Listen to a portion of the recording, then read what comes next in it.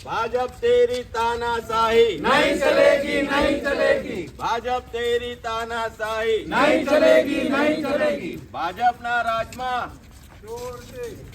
भ्रष्टाचार હવે સાહેબ એક પ્રોજેક્ટ ચાલે છે રાણી લક્ષ્મીબાઈ આત્મરક્ષા એમાં લગભગ અહીંયા જે ભ્રષ્ટાચાર થયેલો છે 1,29,60,000 એમાં આ જે યોજના ચાલે છે એ ખરેખર શાળાઓને 15,000 રૂપિયા આપવાના હોય એની જગ્યાએ અહીંયાના જે પણ શિક્ષણના હોય કે ડીડીઓ સાહેબ હોય જે હોય તે પણ એમને ટેન્ડરની પ્રક્રિયા બહાર પાડ્યા વગર ડાયરેક્ટ ને ડાયરેક્ટ છુપાછુપીનો ખેલ ખેલીને આ ટેન્ડર એક જ વ્યક્તિને આપી દીધો છે। તો અમારી માંગ એ છે કે આ ટેન્ડર રદ કરી ફરી નવેસરથી કાર્યવાહી કરીને જે કોઈ લાગતી વળગતી તાલુકા વાઇઝ એજન્સી મૂકે એવી અમારી માંગ છે અને આ એજન્સી રદ થવી જોઈએ કારણ કે એ ભ્રષ્ટાચાર કર્યો છે।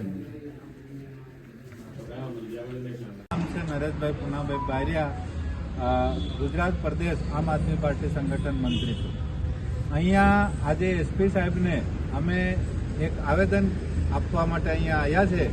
અમારી માંગ એ છે કે અહીંયા જે રાણી લક્ષ્મીબાઈ આત્મરક્ષા યોજના છે અને સેવા સેતુ કાર્યક્રમની જે યોજના છે એમાં ટેન્ડરની જે પ્રક્રિયા કરવામાં આવે પૂરી વ્યવસ્થિત કરી નથી અને ભાજપના જે મળતિયા નેતાઓ છે એમની જે એજન્સી છે એમને આ આખી યોજના આપી દેવામાં આવી છે।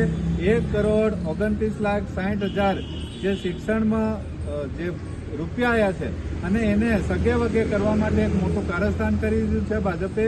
તો એના માટે આજે અમે એસપી સાહેબને આવેદન આપ્યું છે અને આની વ્યવસ્થિત તપાસ થાય, કલેક્ટર સાહેબને પણ આપ્યું છે, ડીડીઓ સાહેબને પણ આપ્યું છે અને અમારી માંગ એ છે કે ખરેખર આ એજન્સી 22-23માં એને બ્લેકલિસ્ટ કરવામાં આવી છે તો છતાંય એને આજે પાછું એ જ યોજના પાછી આપવા માટે આવે છે।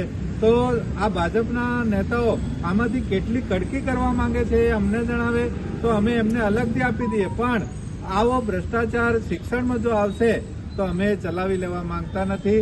આની અમે ગામડે ગામડે લોકોને જાગૃતિ કરીશું અને આંદોલન પણ કરીશું અને આની રજૂઆત મુખ્યમંત્રી શ્રીને પણ અમે કરવાના છે।